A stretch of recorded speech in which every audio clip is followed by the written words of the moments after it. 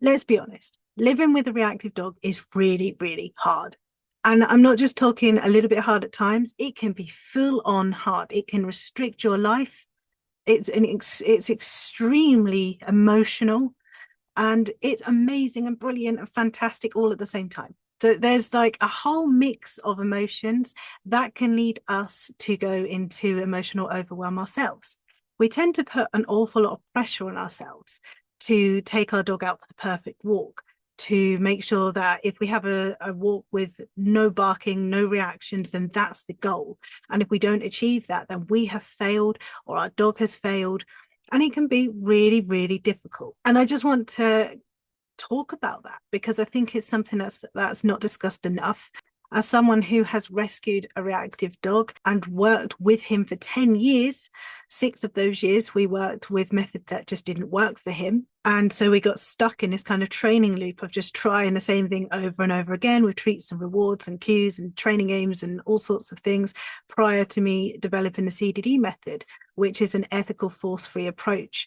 But even with that method applied, it can still be really exhausting and really taxing on us. There are certain things that before you got your dog, maybe you just dreamt of this certain life that you had with your dog, taking your dog everywhere on holiday, to see family, to go to the cafe with you, pubs, and all that kind of stuff. That kind of lovely country life usually is what we're dreaming about some way or another.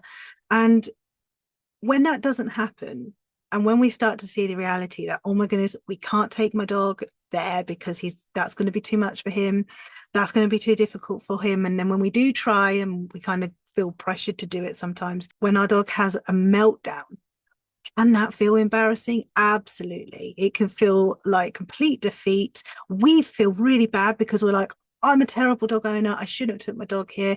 Everyone thinks that I haven't trained my dog well enough. Everyone thinks my dog's awful and aggressive, and they don't understand.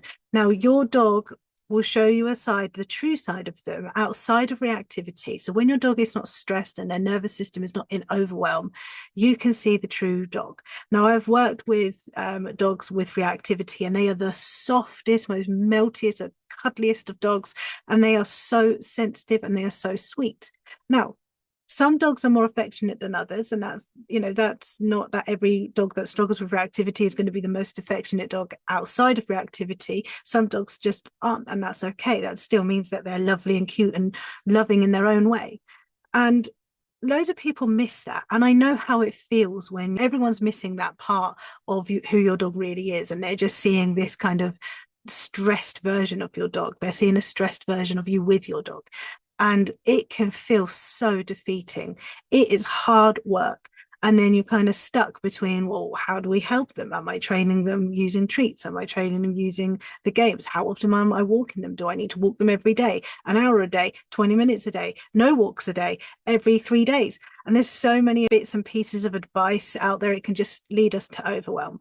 And then you've got some experts saying, you're doing it wrong. Someone in the street coming up to you, why are you doing this? You're doing that wrong. You should try this. Or your dog's aggressive, shouldn't be out in public.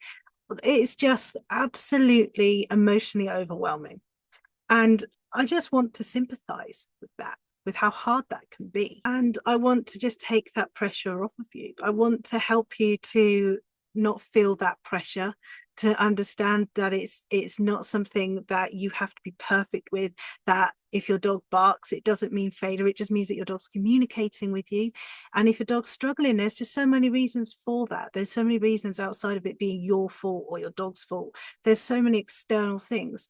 And if you just need to take a break from walking because you're finding the walk stressful, take that break or go somewhere where you're not going to see any triggers for your sake, not just your dog's. Now, if your dog finds it more triggering to take time off of walking and take those 3 days off because it doesn't help every single dog, then absolutely go for your walks. If you find it stressful not to be able to go for a walk with your dog, then absolutely go for the walk. But make sure it's working for you and it's working for your dog, because you want to be in sync with each other.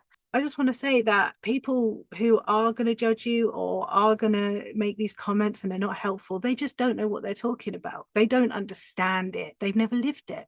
You're living it. You're the one putting all the work in. You're the one who's loving a dog that many others may find difficult to love. Now, I find that hard to say because I find it hard not to love every dog. But I can understand it that it is hard. Now, when people say they struggle to love their dog because of reactivity, I understand what that means. It doesn't mean that you're this awful dog parent who is incapable of love and is this monster. It just means that you are finding it really hard to love the lifestyle that comes with a reactive dog. You're struggling to love the restrictions, and you're starting to resent those. And I really truly get that. That is so valid, and I really understand it. It does make your life feel a lot smaller, a lot more restrictive, a lot less social, and you're starting to say goodbye to that perfect image that you had and built up with the dog that you imagined before you got the reality, really. And you didn't get the short straw.